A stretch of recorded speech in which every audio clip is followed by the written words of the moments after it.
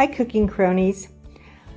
I found this recipe on All Recipes and it just sounded so good I had to try it. So it's an air fryer apple pie, or air fryer apple pies to be accurate.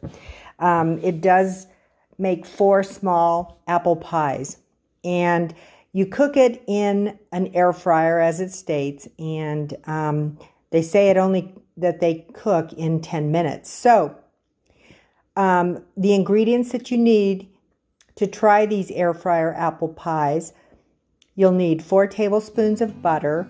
I use either salted or unsalted, whatever I have on hand. 6 tablespoons of brown sugar, 1 teaspoon of ground cinnamon, 2 medium Granny Smith apples diced, 1 teaspoon of cornstarch, 2 teaspoons of cold water, a half of a 14-ounce package of pre-made pastry. I use the Kroger brand. Cooking spray, a half a tablespoon of, it says grapeseed oil, but I didn't have that on hand, so I just used vegetable oil, 1/4 of a cup of powdered sugar, and 1 teaspoon of milk, or more as needed, depending on the consistency of the topping. So you want to dice your apples. You want to combine your apples with the butter and brown sugar and cinnamon, and you want to place them in a non-stick skillet. So you're going to cook them over medium heat until the apples have softened, just about 5 minutes. Dissolve the cornstarch in some cold water and stir it into the apple mixture and cook until it thickens.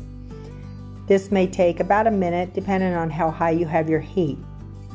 Remove the apple filling from the heat and set it aside to cool. So unroll the pie crust and lightly flour your surface to roll it out slightly to smooth the surface of the dough. Cut the dough into rectangles, small enough so that 2 can fit in the air fryer. Then repeat with the remaining crust until you have 8 equal rectangles. So you may need to re-roll some of the scraps because you don't want to throw anything away. Wet the outer edges of the 4 triangles with water and place some apple filling in the center, about a 1/2 inch from the edges. Then you want to roll out the remaining 4 triangles so that they are slightly larger than the ones with filling on them. Place these rectangles on top of the filling. Crimp the edges with a fork to seal, and then cut small slits to let the steam out. Spray the basket of an air fryer with cooking spray.